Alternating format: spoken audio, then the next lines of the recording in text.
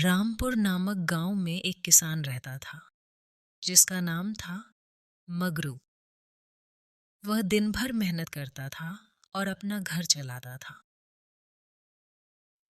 एक दिन वह अपनी पत्नी ममता से बातें कर रहा था, तभी उसे कुछ आवाजें सुनाई दी। ममता, तुम्हें कुछ सुनाई दिया? हाँ जी, कुछ तो मुझे भी सुनाई दे, जैसे लग रहा है कि आसमान में कुछ उड़ रहा हो। चलो हम बाहर निकल कर देखते हैं। तुम ठीक कहती हो ममता, चलो हम बाहर चलते हैं।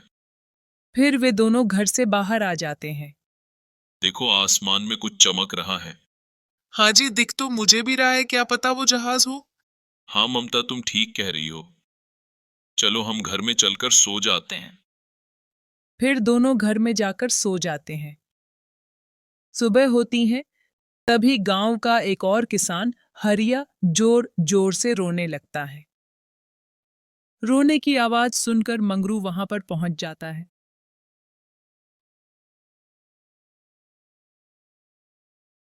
अरे हरिया भाई, क्यों रो रहे हो? अरे मंगरू भाई, क्या बताऊं, मेरी सारी जमा की गई पूंजी कोई चुरा ले गया। मगर हरिया भाई, आखिर ये हुआ कैसे? मंगरू भाई, मैं रात को सो रहा था, तभी आंगन में कोई तेज रोशनी दिखाई दी। सुबह उठकर देखा तो मेरी सारी जमा की गई पूंजी गायब थी। हरिया भाई, कल रात मैंने भी आसमान में कुछ चमकदार चीज देखी।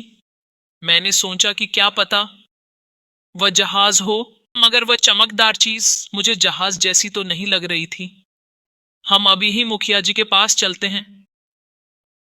हाँ मंगरू भाई, चलो हम मुखिया जी के घर पे चलते हैं। फिर हरिया और मंगरू गांव के मुखिया के पास जाने लगते हैं।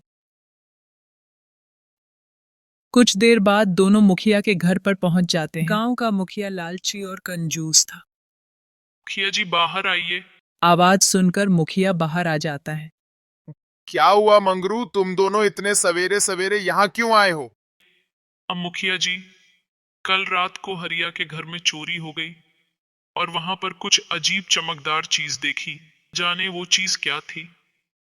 अरे तो मैं इसमें क्या करूं? मुखिया जी, अगर आप उस चमकती चीज का पता लगा लेते तो अच्छा होता। देखो मंगरू, मैं इन सब चीजों में तुम्हारी कोई मदद नहीं कर पाऊंगा। अब तुम दोनों अपने घर पर जाओ। यह बात सुनकर मंगरू और हरिया अपने घर को जाने लगते हैं। देखो हरिया भाई, हमारे गांव का मुखिया ठहरा लालची।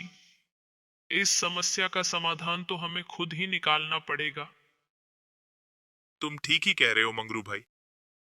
एक दिन मंगरू चिंतित होकर जब अपने खेतों में जाता है, तभी वहां पर एक आवाज आती है।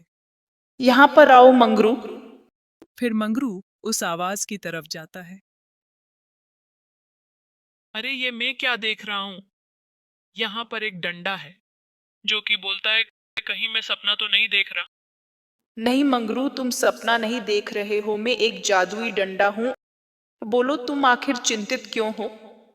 क्या बताऊं जादुई डंडे, कल रात को हरिया के घर में चोरी हो गई और मुझे डर है कि कहीं मेरे घर में चोरी ना हो जाए। तुम चिंतित मत हो मंगरू, तुम मुझे अपने घर में लेकर चलो, मैं तुम्हें चोरों से बचाऊंगी। ठीक है, जादुई डंडे में अभी आपको घर पर लेकर चलता हूँ। फिर मंगरू उस जादुई डंडे को अपने घर में लेकर जाने लगता है। कुछ देर बाद रात हो जाता है।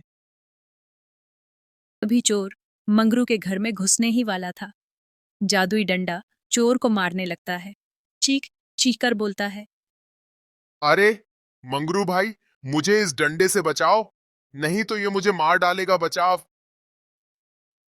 आवाज सुनकर मंगरू और उसकी पत्नी घर के बाहर आ जाते हैं। रुक जाओ जादुई डंडे, मुखिया जी को मत मारो। अरे मंगरू भाई, मुझे माफ कर दो। मैंने ही आसमान में चमकदार चीज उड़ाई थी। वो ड्रोन था जो कि आसमान से ही पूरे गांव को फोन के जरिए दिखा सकता है। मैंने उसके जरिए हरिया के घर पर चोरी की और आज तुम्हारे घर में करने वाला था। तभी ये डंडा अपने आप मुझे मारने लगा।